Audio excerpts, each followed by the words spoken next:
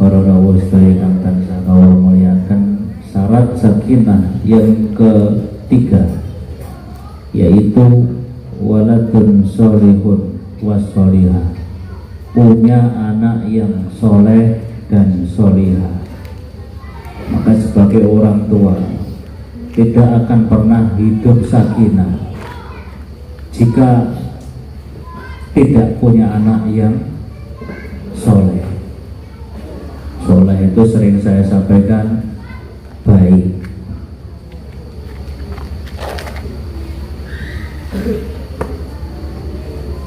Jadi langkah paling awal agar rumah tangga kita sakinah yaitu didik, jadikan anak kita itu menjadi anak yang soleh dan soleh. Caranya bagaimana? Yang pertama yaitu kalau masih anak-anak, didik ngaji. Kalau di sini ya titipkan di MDA, ada Pak Ustadz Wahyudi. Itu adalah langkah pertama orang tua menjadikan anak yang soleh dan solihah. Jadi tanggung jawab paling pokok jika orang tua ingin punya rumah tangga yang sakinah, orang tua juga harus keras, harus tegas untuk mendidik anak, jangan dibiarkan. Jadi kalau anak-anak ini sudah tingkatan SMP, orang tua dibutuhkan ketegasannya untuk menjadikan anak soleh. Kalau orang tua tidak tegas, ya anak pun tidak akan pernah bisa jadi baik. Maka harus dipaksa. Halo. Ini kayaknya yang mendengarkan yang nyuting aja itu. Nyuting juga lemes, Gus. Jadi perlu saya ulang kembali. Ada 3 tahapan paling pokok untuk menjadikan anak itu baik. Yang pertama adalah masa anak-anak, yang kedua remaja, yang ketiga tingkat dewasa. Itu adalah waktu yang paling tepat untuk mendidik anak. Mas Sartono punya anak yang masih kecil, itu harus sering diberi masukan yang baik, diberi contoh yang baik, selalu dipuji. Jadi kadang-kadang orang tua salah didik, tidak tahu cara didik. Jadi kalau masih kecil, masih SD, itu sering-sering dipuji. Mujinya bagaimana? Anak ayah yang pintar, ini udah malam, anak soleh tidur ya, jangan langsung malam, kalau nggak tidur nanti dimakan hantu. Lalu itu akhirnya sampai tua takut pada hantu. Ini sahabat semua yang takut pada hantu karena orang tuanya ya seperti itu. Kalau lewat kuburan jadi takut, kalau nggak nurut sama ayah tak buang ke kuburan. Sampai dewasa takut lewat kuburan. Itu biasanya karena ucapan orang tua seperti itu. Jadi selalu dipuji, dikuatkan mentalnya. Lu anak ayah yang pintar, kok tahu anak kecil ini kok pegang mic, oh ternyata kamu pintar ya. Itu akan semakin besar hatinya, semakin kuat mentalnya. Tapi kalau dipatahkan, Allah jelek kok pegang-pegang mic, sampai dewasa tidak akan berani pegang mic. Itu karena akan teringat loh sampai tua itu. Makanya jika ingin anak yang baik, tahap pertama itu dimanja, dipuji, jangan sampai dipatahkan. Jangan langsung anak ratu tak guang nang kuburan, itu kan salah. Anak yang baik ini sudah malam, ayo tidur, gitu, sambil sudah selesai. Jangan langsung bocah nakal anak sapa to, bapaknya ngomong rumbuk nih. Itu kan ucapan-ucapan yang salah, ucapan negatif. Para rawuh sedaya ingkang tansah kawula mulyakaken. Itu tahap pertama. Tahap kedua, saat masih SMP ini tidak dipuji lagi, tapi orang tua tegas. Nyara Kalau nggak ikut ayah, nggak nurut sama ayah, maka udahlah, nggak usah pulang, pergi sana. Ini kalau umur SMP ini disuruh pergi nggak berani, paling mutung nangis di rumah, di belakang rumah. Nanti kalau sudah lapar keluar lagi. Itu loh, bisa dites itu kalau SMP. Maka harus tegas. Mosok kita itu kalah pada ayam. Ini saya juga agak fokus pada yang nyuting itu ya. Yang lain nggak dengar nggak apa-apa. Jadi untuk saat ini kan kita itu harus bisa dakwah lewat manapun, terutama lewat media sosial. Ya, alhamdulillah kami sedang merintis yang paling pertama, paling pokok di YouTube Santri Deso, nggak pakai N, Deso. Sebentar lagi insya Allah mau net ini, mohon dukungannya. Jadi ada yang hanya orang 5 sebulan bisa 30-40 juta dari YouTube. Kita kok masuk yang banyak kalah dengan satu orang ibu itu yang sedang nenen itu, kita kalah. Mas Dul ini sama Mas Aziz ini kalau di YouTube nengok ibu sedang nenen bayi diputar-putar. Kalau nengok YouTube Santri Deso lewat.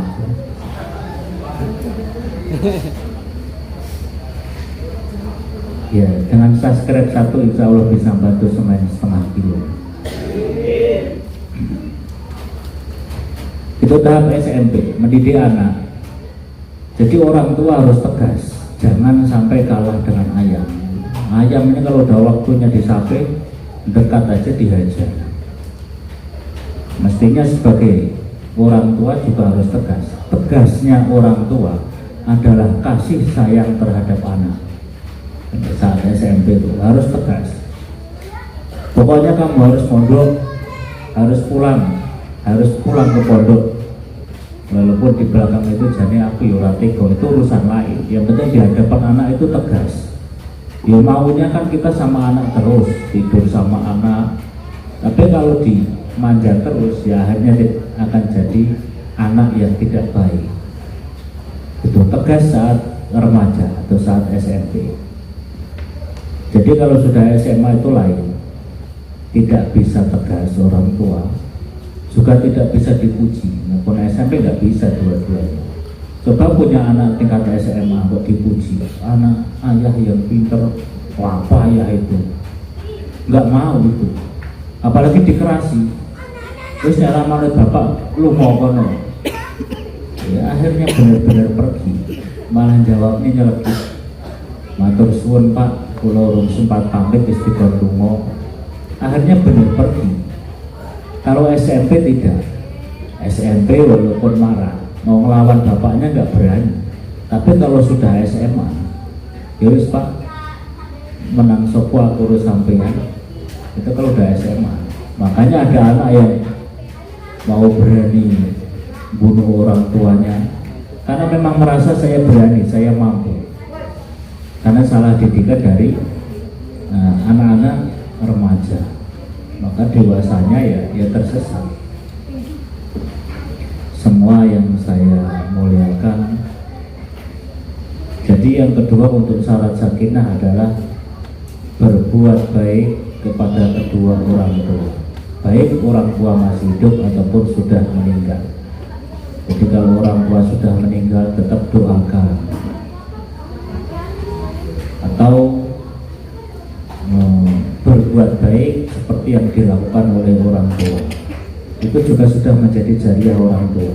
Atau tasaddaqu an anfusikum wa an mautakum walau bisurbatin, atau bersedekah untuk diri kalian dan dari keluarga kalian yang sudah meninggal, walaupun hanya dengan seteguk air. Jadi syukur mereka akan yasinan betul malam minggu, malam Jumat. Jadi itu sudah wujud dari anak yang soleh berbuat baik kepada kedua orang tua yang sudah meninggal. Wa bil walidaini ihsana. Jadi bisa sedekah atas nama orang tua, Anak pun yang sedekah juga dapat pahala yang sama. Jadi podo. Jika tidak bisa sedekah yang mewah-mewah, bisa semampunya. Kalau di hadis itu kan walau bisur batima, walaupun hanya dengan seteguk air, walaupun cuma air putih, udah sedekah buat orang tua. Itu kan hanya biasa. Jangan langsung wah ini mau dawe Pak Ustadz seteguk air di atas nama Bapak, ya pelecehan. Yang ketiga anak yang soleh dan solehah. Yang keempat adalah maisha, ekonomi.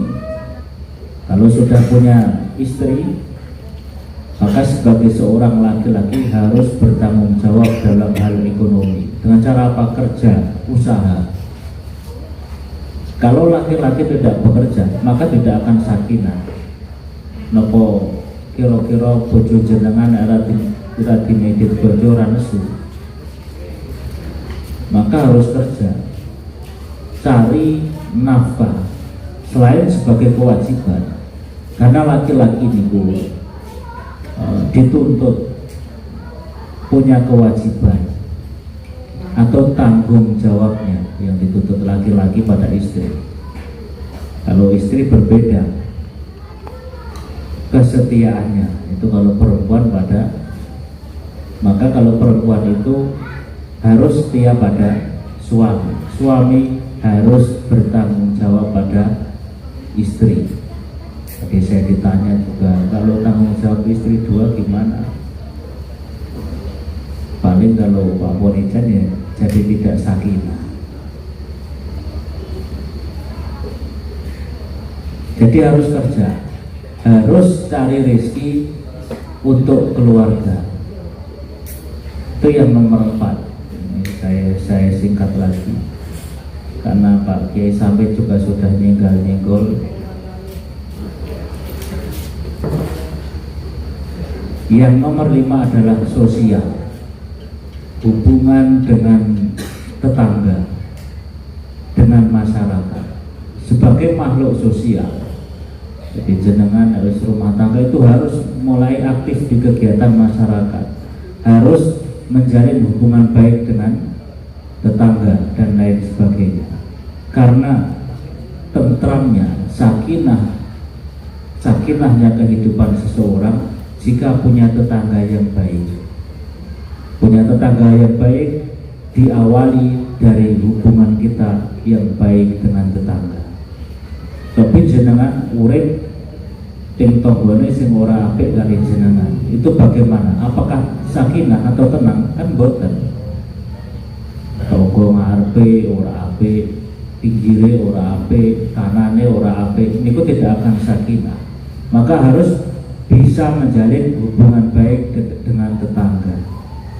Karena yang nomor 1 itu tetangga.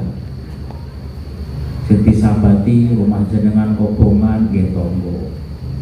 Rumah jenengan kemalingan nggih disambati tonggo.